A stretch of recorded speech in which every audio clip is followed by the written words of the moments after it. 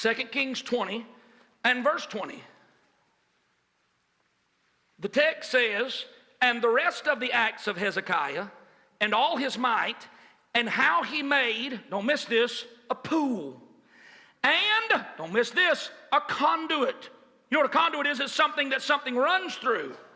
It's a pass-through. He made a pool in the city and a conduit and brought water into the city. Now, y'all, it don't take a lot of study and a lot of figuring out.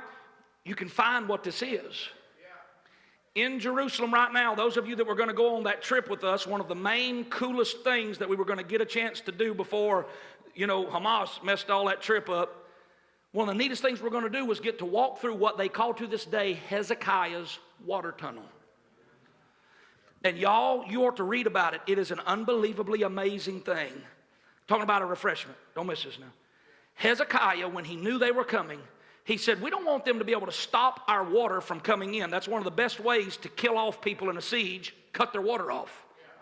Cut the water off, it won't take long. They're going to thirst out.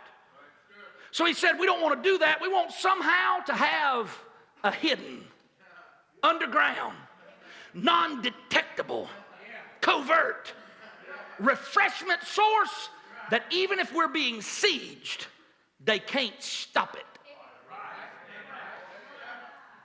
Them suckers in like 700 something BC, 700 years before Jesus. Ain't no tunnel digging equipment. Y'all, it's still a modern marvel to this day. 1,700 feet underground through solid rock. They started in Jerusalem, and then the other side started outside at the spring of Gihon and started tunneling underground through solid rock. And brother, they started coming at each other. Y'all, it's unbelievable. It just don't happen unless God done it. They started tunneling at each other, and they said, I forget after how many weeks and weeks of digging, they started hearing each other from the other side. The people coming from the spring of Gihon could hear the folk coming from inside the city.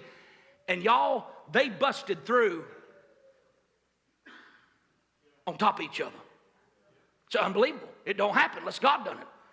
And they opened a waterway up, and that pool that he opened up, the water came from the spring of Gihon underground through this tunnel, and that's what fed the pool of Siloam.